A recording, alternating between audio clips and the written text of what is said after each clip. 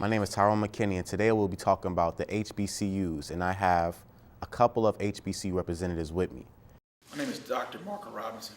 My name is Dr. A.J. Stovall. I'm Dr. Gemma Beckley. My name is Joshua Stampley Gardner. My name is Daisy Dejuki.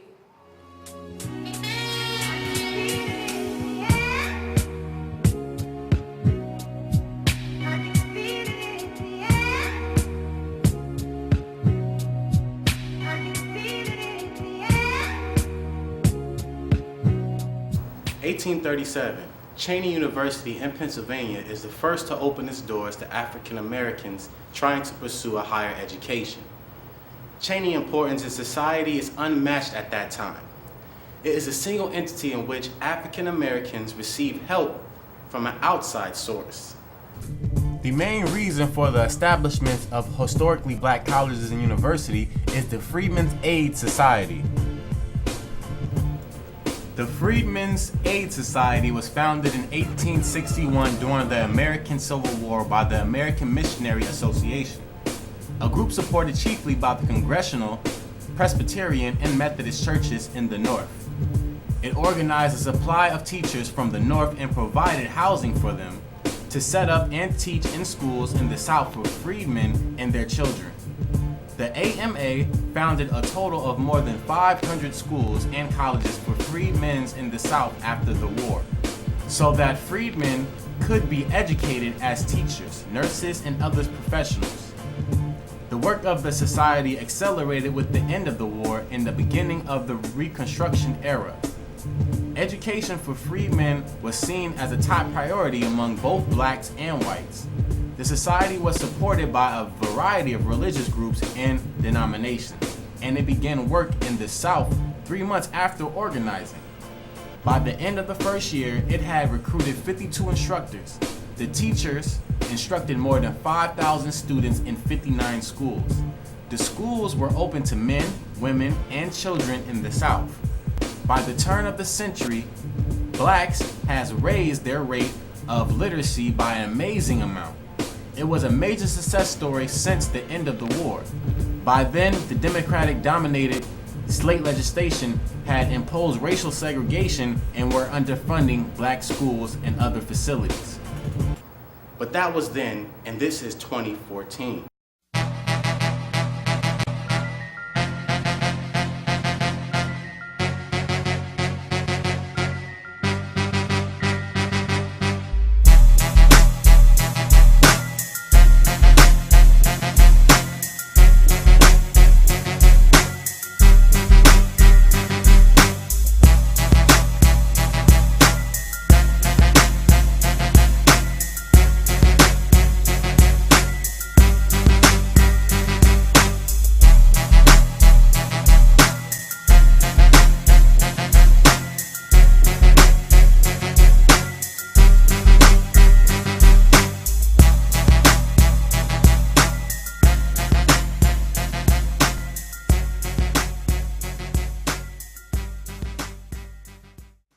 Things are getting better in America.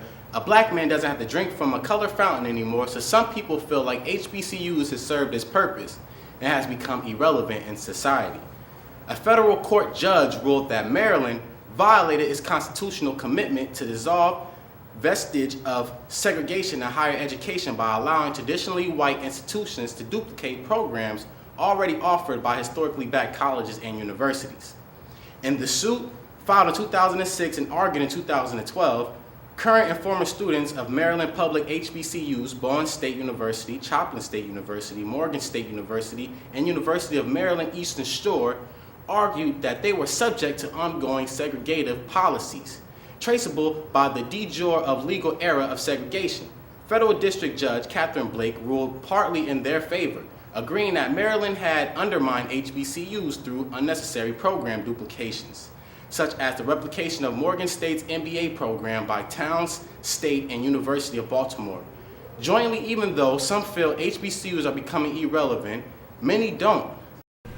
Dr. Dorothy Yancey reminds the HBCU board members that HBCUs are not obsolete. I'd also like to to remind you as to why we exist. We exist because we serve a particular population. We were created at a particular time when special purpose institutions were created, as you've already mentioned. But we must remind you constantly that we are not obsolete, that we must continue to exist. If we didn't exist, you would have to create us. The most powerful reason for our existence has to do with economics. Educational preparation resulting in higher income levels strengthens America's society. Dr. Marco Robinson feels like historically black colleges and universities still serve underrepresented students. So our schools are very resilient. It's always found a way to make it and to survive. And I think that through their relevance in serving a population that has been deprived of that opportunity to obtain higher education, that they still hold their place in the pantheon of higher education in the United States. Dr. Earl Richardson emphasizes the great potential and promise HBCUs provide.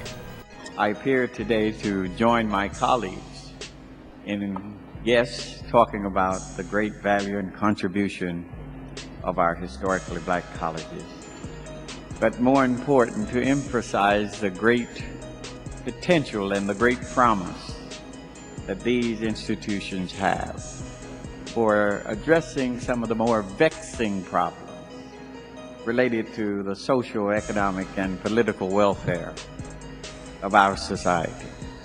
Dr. Gemma Beckley believes HBCUs are disproportionately numbered.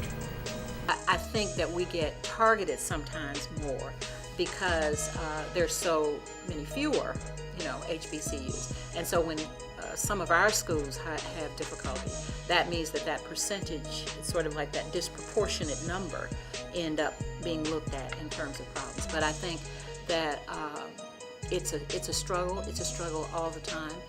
Russ College has done well recently in Forbes as having done very well, and we've always operated in the black.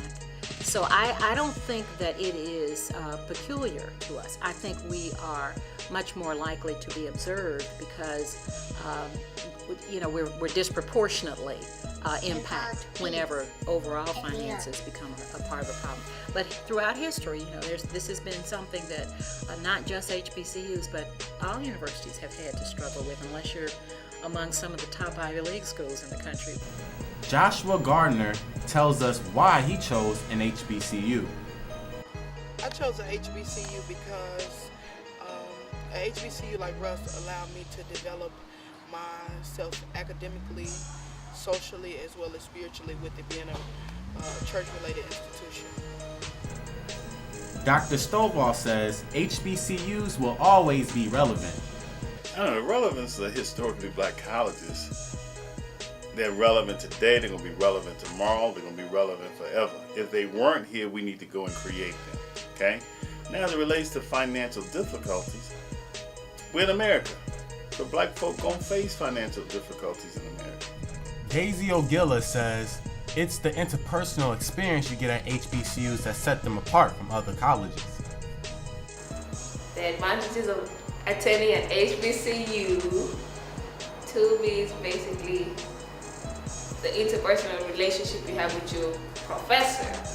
You don't get that in most schools. You're not able to go. They probably just email you if you need to talk to them or if you need access to things.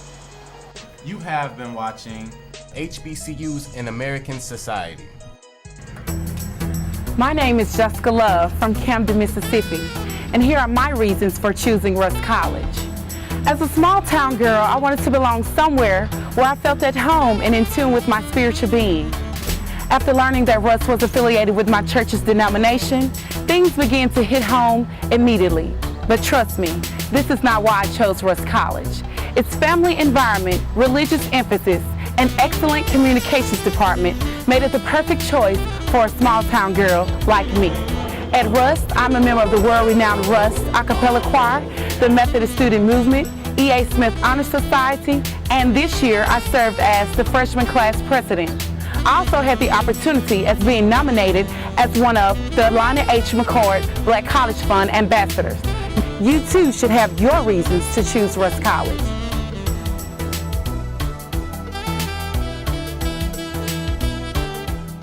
Welcome back to HBCUs in American society. Things are moving faster, society has advanced tremendously thanks to a lot of HBCU alumni.